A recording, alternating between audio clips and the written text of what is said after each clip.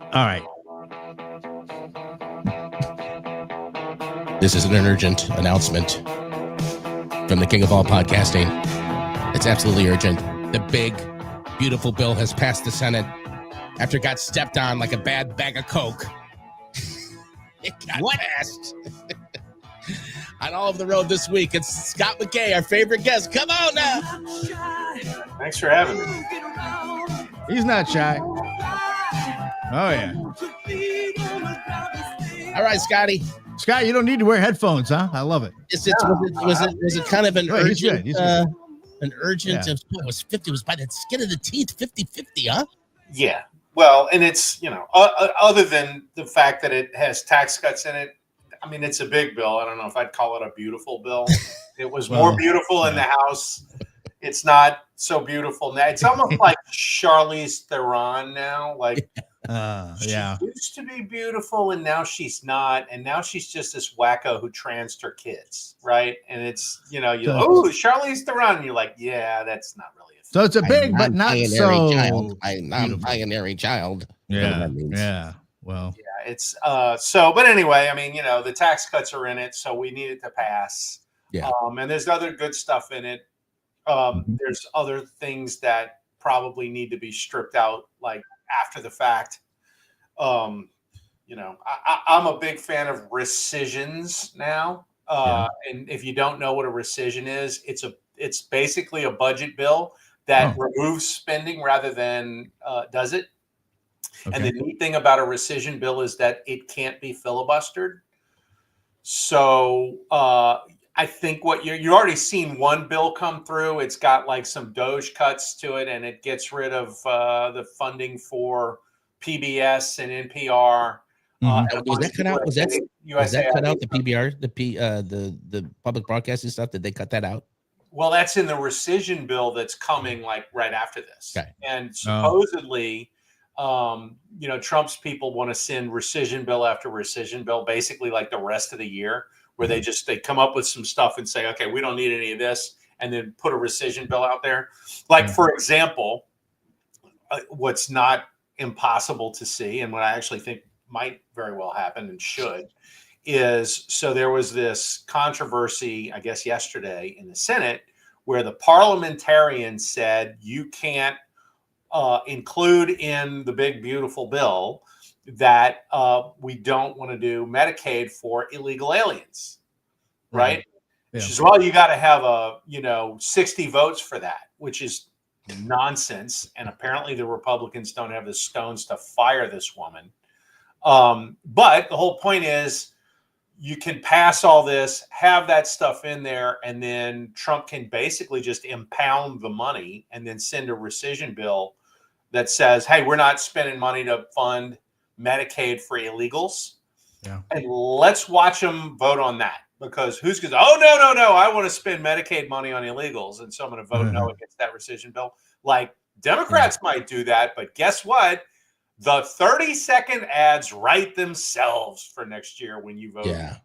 So, like, on issue after issue of stupid government spending, the rescission is the way to go. And I think that's kind of the strategy. And hopefully it'll work out that you run these bills like one after another, and they're all like awful, awful votes that Democrats will have to take because their party is built on stupid spending like this, except they're going to have to make affirmative votes on the stupid spending, like clean, isolated. The way they've been doing budgets is, we want our stupid spending to go with things like, spending money on defense or, whatever, like needful things. And they throw this junk in. But when you do rescissions, it's only the junk that gets rescinded. And it's a real yes or no kind of clean vote that these guys really don't want to take. Yeah. And it really should be a mechanism that works. Ross Vogt over at Office of Management and Budget, who's Trump's budget hawk guy, and is a really, really big proponent of the big, beautiful bill, is also a huge proponent of the rescissions. And so you're going to see a lot more of vote, I think, for the rest of this year, as they're just like, yeah, we don't need this. We don't need this. We don't need this. They didn't fight that hard on this bill, on some of this budget stuff, because they have, I think, a better strategy for isolating this stuff and killing it later. At least I hope that's how it goes. Otherwise, we just wasted a bunch more money. Well, what I don't understand, maybe you can help me with this, is that when Biden was president, and I think we had control of didn't we have control of the Senate when Biden was in there? For a couple of years, I guess. Why? I guess what's dawned on me is how little power the president really has. It seems to me that he doesn't have the power that he should have. And then, all this crap happened when Biden was in there. The Republicans never fought him on anything. I mean, the real power, and I think that might actually be changing, which is a positive thing. The real power is in the deep state. It's in the administrative state. It's in the bureaucracy. Yeah. And, like those people treat not just the president and his appointees, but also Congress as the Christmas help. Right? Like, we run the place, and they'll stonewall you, and they'll you issue a presidential directive, for example, and then they find ways to subvert it. And so, nothing really changes no matter who you elect. And Trump is hard at work changing that dynamic, and I think he's having some success. But for guys like me, it's really hard to stay patient.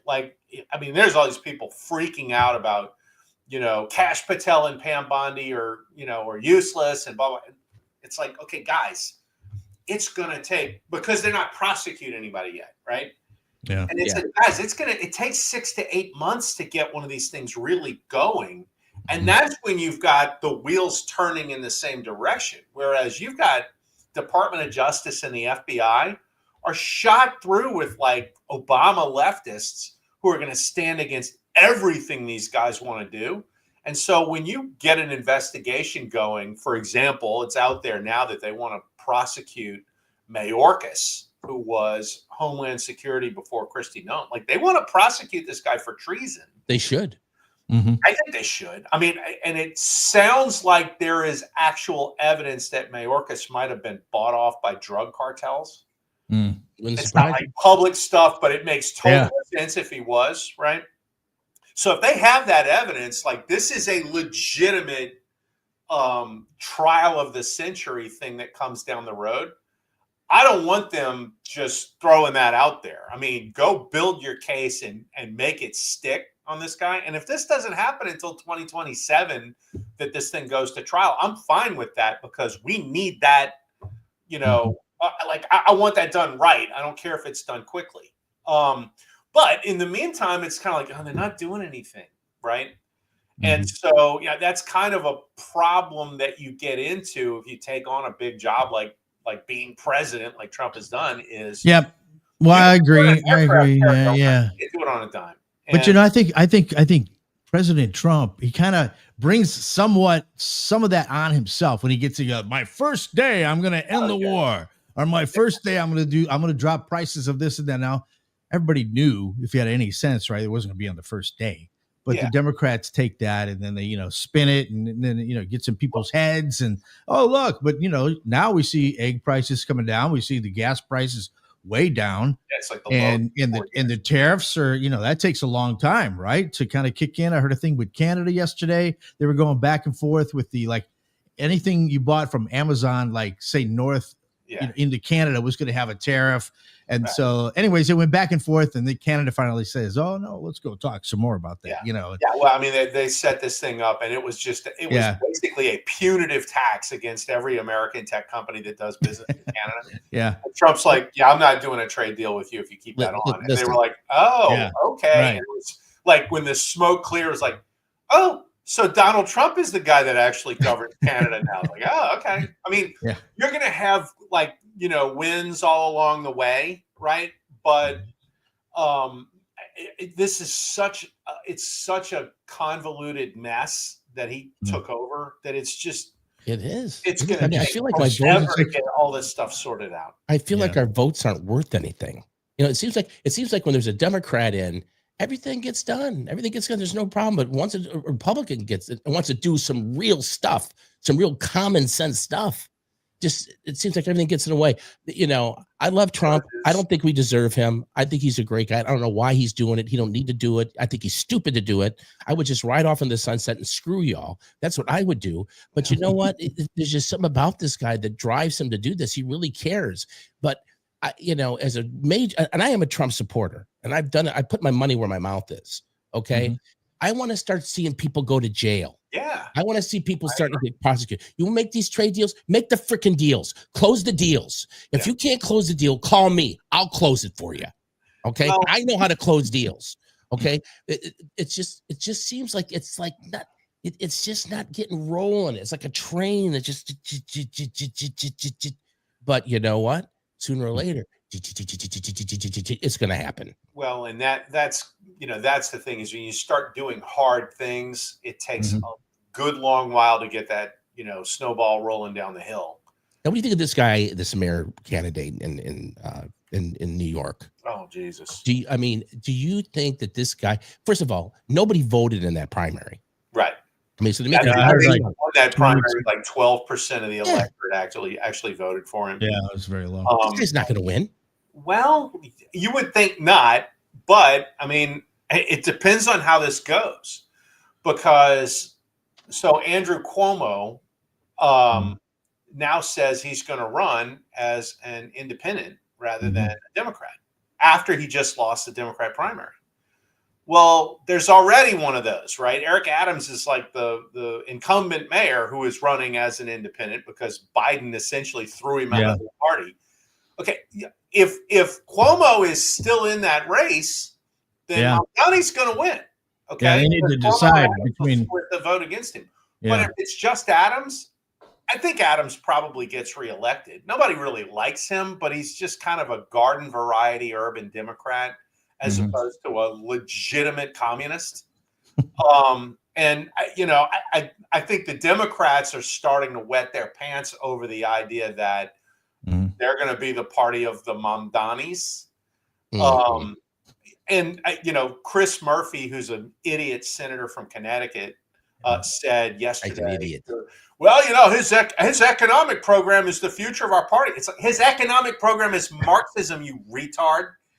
I know. And yet he says it, and it's like I don't know if that's an admission or if it's a boast or what it is, but like the problem that the Democrats have is their party is built around unreconstructed economic and cultural Marxism, and the old school I start yelling at people now when they use the word liberal to describe what these people are. They're not liberals. No.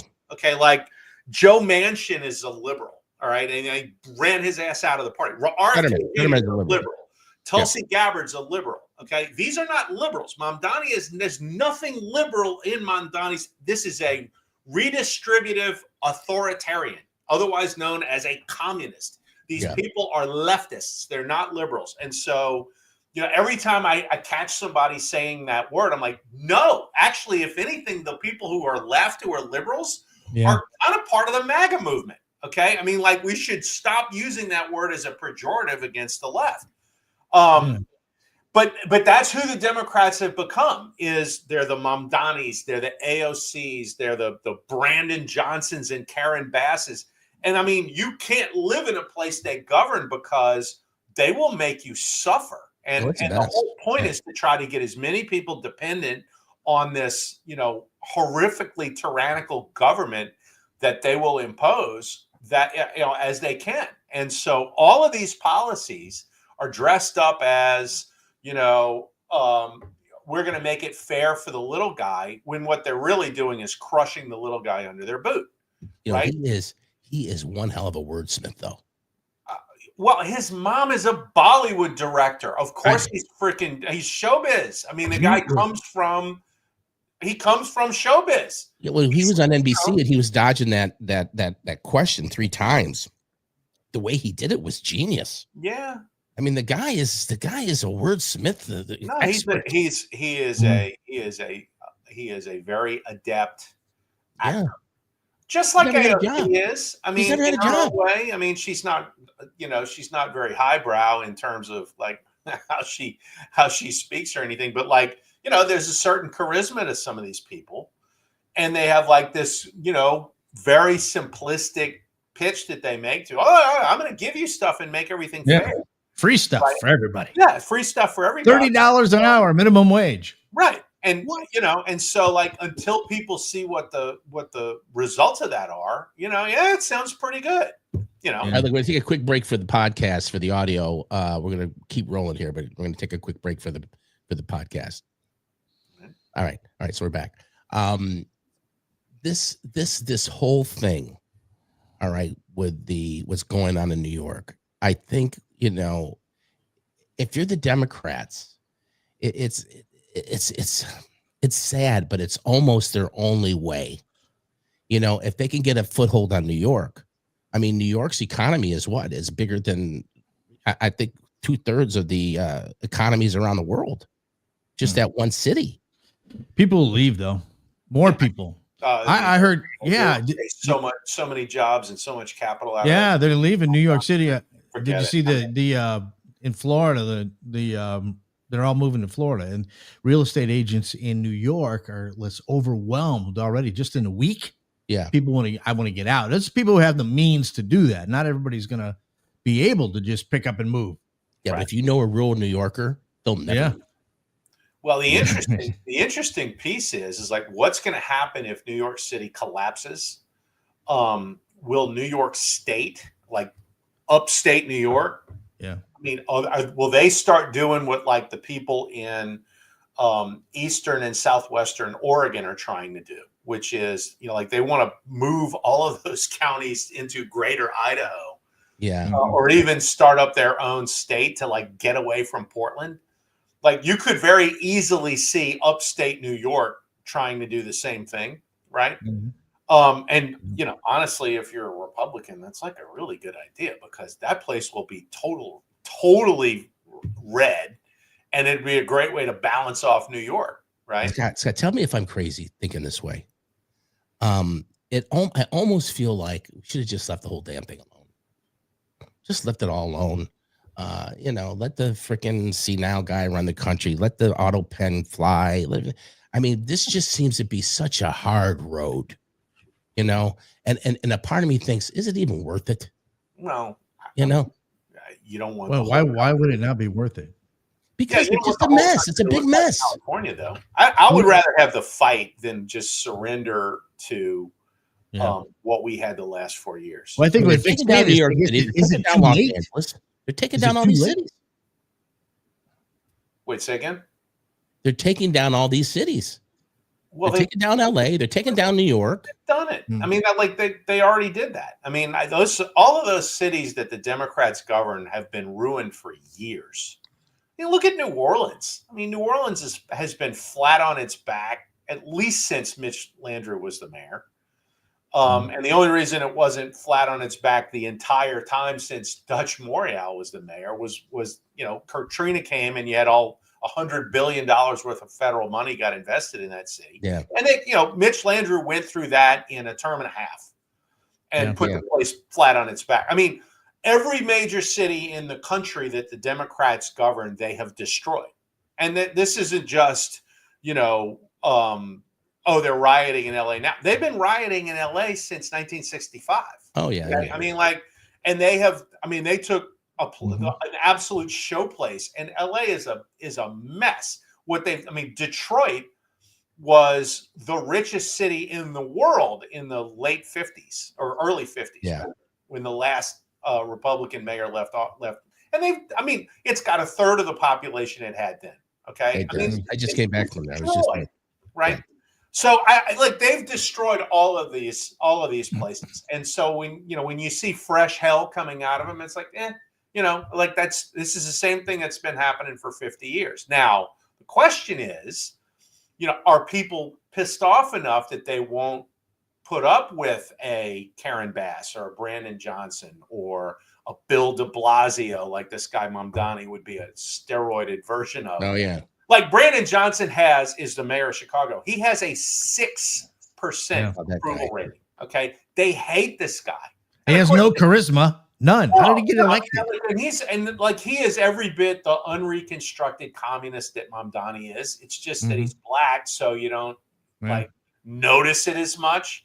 But like black people in Southside Chicago can't stand Johnson because he sided with the illegals over them on all of these different things. Like you have an unbelievable number of illegals that have moved into Southside Chicago because that's where the cheapest housing is.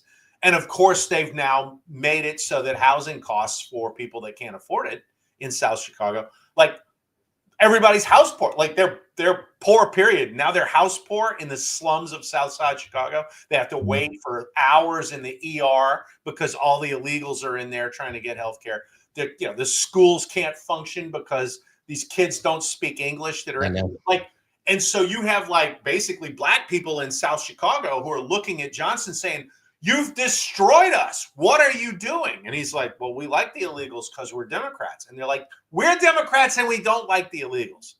And for everybody else, you just sit there and it's like, well, where's the popcorn, right? Like, let's let these people fight it out and maybe they'll break their party apart. And they might just do that. What they need to do is like these big cities. I mean, New Orleans is an example. People in the outlying parishes, they can't vote for New Orleans mayor.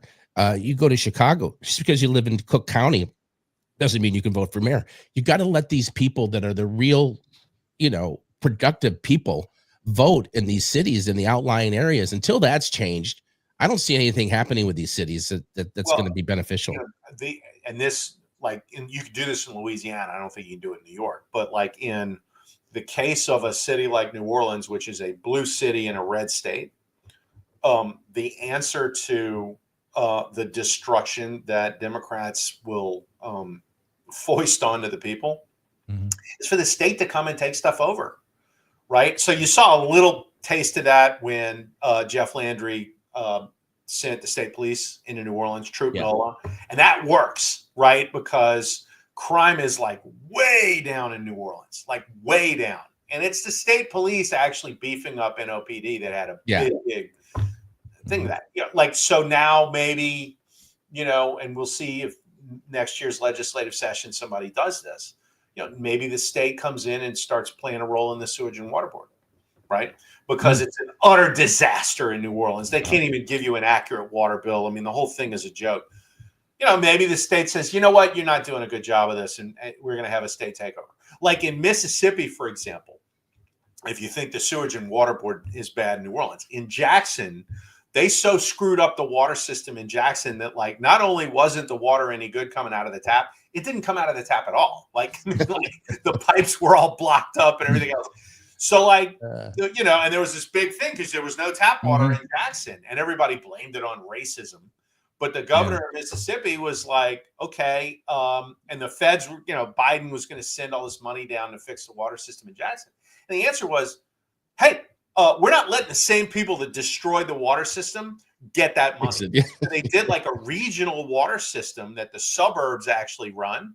And this thing has been in court ever since. But like the whole point was the regional water system actually fixed the pipes and now governs it. And what's happening now is, the slime ball, public officials in Jackson are trying to get their hands back on the water system because it's a lot of money and you can hire a lot of nephews and cousins with that money who don't know how to make a water system, right? Which is how it got screwed up in the first place. But anyway, the whole point is where you have a red state, you actually have the ability to have the state step in and take over at least some of the functions of a blue city to make them function. You can't do this in California, for example, because the state is as blue as the cities are. But in a place like a New Orleans, and you don't have this problem in Miami, but there are some Democrat cities in Florida, but like a Houston or an Austin in Texas, like the option is there to have the state come in and do stuff, and maybe the people that live in that city, right, who are used to voting for these dysfunctional clowns that they elect, when the governor comes in and he takes over whatever, the water system or the cops or whatever it might be, and cleans it up, and so it actually functions halfway well, maybe it's an opportunity to say, dysfunctional clowns might not be the way to go. It might be that competent, sane people being elected is the way to go. Yeah, and like if California and New York. give you that, then maybe you don't have to vote Democrat. Yeah, California and New York is a lost cause because they got crappy governors. Yeah. I mean, and Illinois is. I mean, the fat idiot in Illinois is. Pritzker. With the trans kids and everything else that Pritzker wants, is insane. All right. So, what do you think the chances are of the bill reaching the president's desk? Because now the House is seeing a whole different new bill that they saw the first time they passed it. It'll get there. I don't know when it gets there, but it'll get there. They're going to go to conference committee on this because there's really no way to do it. The House will not vote for the Senate version of the bill, but they can't go back and make a bunch of changes and send it back to the Senate, because then you're just going to ping pong it back and forth. Yeah. They have to do a conference committee. And that's going to be really messy, and people are going to be throwing things at each other and all the rest. But ultimately, they will come with something, because what apparently is going to happen is that Scott Bessent is going to chair the conference committee. And, that guy is really, really competent. He will absolutely make something work. And he's gay, too. They like him. He's gay. It's funny, right? So there was the actual. The president have any problem with him? He's gay. I mean, what the heck? He's one of these.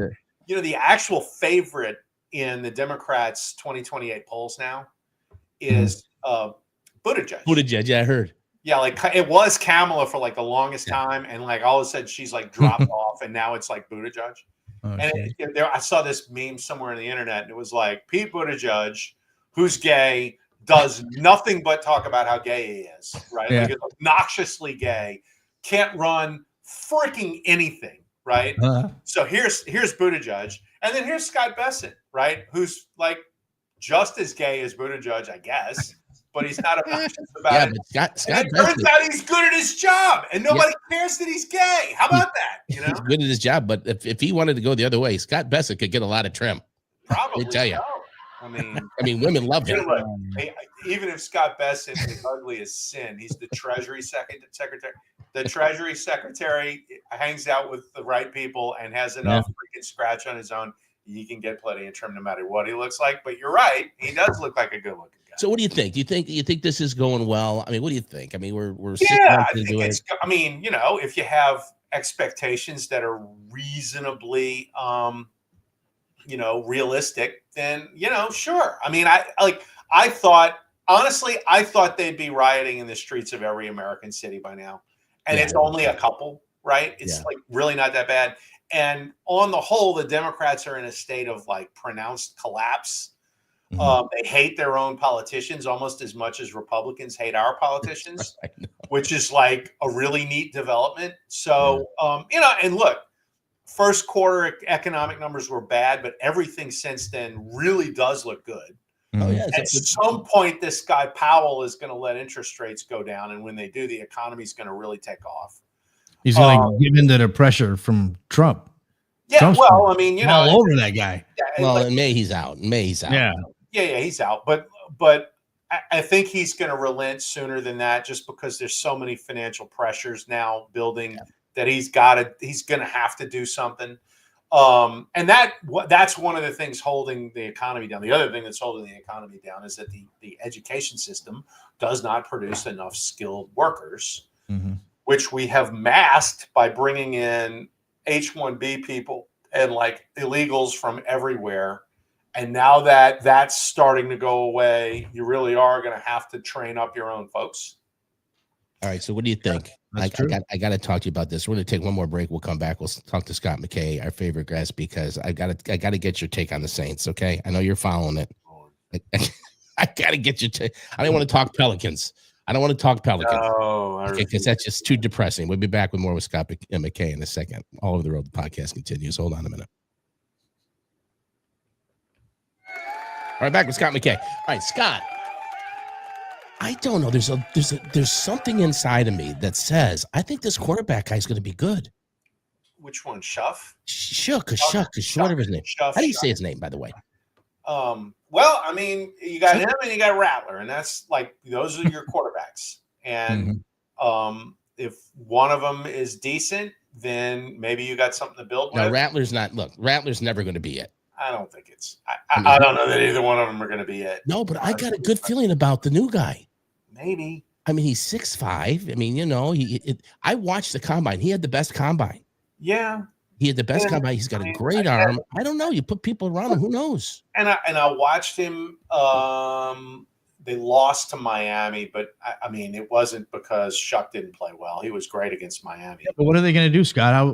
Time is running out. I think they're going to stink on ice this year, and they're going to get a really high pick next year. Which they're not going to make it because this is a multi-year rebuild. The problem I have is they're letting Loomis extend contracts to these old guys. I mean, it's like, no, stupid. You need to go young and cheap. You need to get rid of all this dead money. You need to rebuild through the draft. Dump these old guys and get draft picks and bring young guys in. And like he doesn't want to. No, we're just a couple of players away, and we can. Like, no, you're not. No, you're not. Okay, you're nowhere near that. You're running out there with a bunch of 33-year-olds who are always hurt, and you're like, oh, if we just keep these guys healthy, it's like, no, that was 6 years ago. You could keep them healthy. Well, I did kind of like our draft class, though. I like that guy. Sanker. I like the guy Stutzman. No. I mean, look, what they took. I think. You never know, but no, you don't. Some of these guys look like they're fine. I think Banks will help the offense. Well, yeah, there's some pieces to build with, but like you don't have second, third, fourth, fifth year guys on that team who are like better than everybody else's players.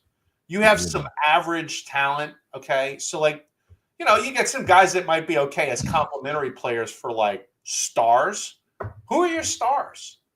Like, and I don't have a problem with Kellen Moore. I think that, you give him a good team, he could probably win. You got a good point. I mean, I think the closest thing they have to a star is Granderson. That's about the closest thing you got. And when everybody knew that Granderson was like the place the pass rush was kind of going to come from, and they schemed against him, Granderson went from whatever he was getting 10, 12 sacks to like 5.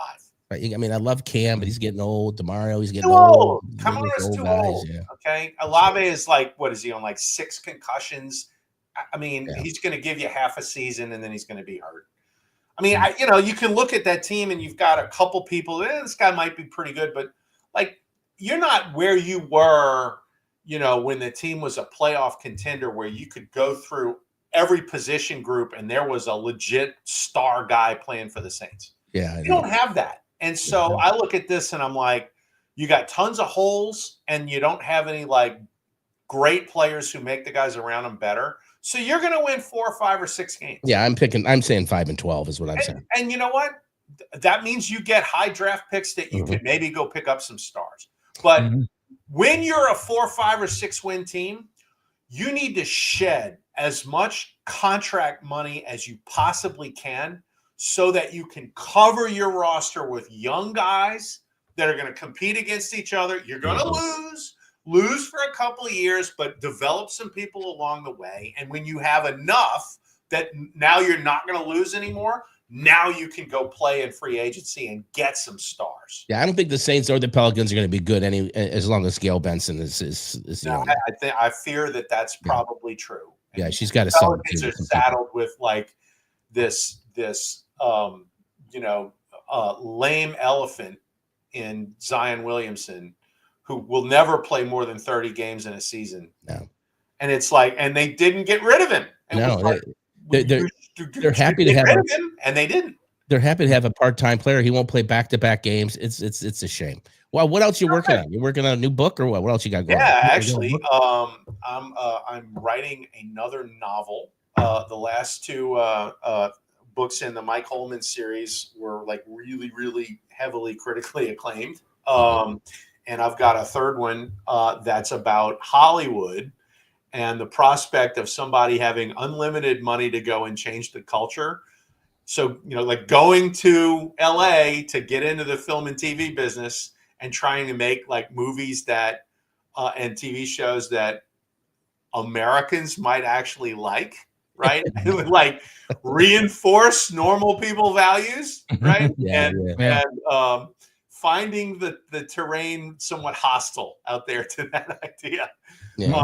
So it's like a laugh a minute, right? I mean, it's just dealing with wackos and all kinds of like nefarious individuals that the main character's got to deal with. So I'm having a lot of fun writing it. It'll be out probably like this fall, but we might actually serialize. In fact, we're gonna serialize it at the American Spectator starting like in a couple of weeks. So really looking forward to that. So check that out at spectator.org along with like all this other stuff I write over there. What was the first time we've had you on with the video capabilities that we have? Yeah, I think not to steal a little bit from the Trump vocabulary. I think you're a very handsome man. What's going? You got a woman coming? I mean, when are you going to get yourself a woman? I mean, I know you got. Have you seen the market out there? Hey, I heard that people are going back to traditional ways of meeting, and they're not doing the swiping. Have to, because and here's like, for those of you who are the like unwashed, dating sites don't actually want you to find someone. They lose your subscription money. That's right. Find someone and dump out. Right. Yeah. It's bad for the business. They invented this swipe right, swipe left thing specifically to keep you from ever finding someone. And just, one of the things about this culture piece that I'm writing the novel about is like our culture is so freaking bad right now, and it encourages people to act in such awful ways around each other that like I think the species may very well go extinct. I think I might have a gal for you. I'll talk to you about it later. Scott McKay, ladies and gentlemen, is our favorite. Don't forget to share the show. Scott always does this. That's one thing you're good about, is sharing the show. Appreciate it, man. Appreciate it. Because sharing is, of course, caring. A big hand, to be honest, for Scott McKay. Thank you, Scott. Thank you, Scott. Thanks, guys. See you soon. Talk to you later. Scott McKay. Right. Scott McKay, Teddy. All right, Teddy. I guess we're gonna wrap this thing up. Don't forget to share the show. We should do our normal chant here, because sharing. I mean, we have to do it. We can't end the show without doing it. Okay, you ready? So, yeah. 1, 2, 3. It's kind of weird because I'm not in the same studio as you, and we're out of sync. Okay, 1, 2, 3. Sharing is caring. God bless you. I'll see you next time on All Over the Road podcast. Thank you, Teddy. Love you, baby. All right. I gotta go poo. Okay, go.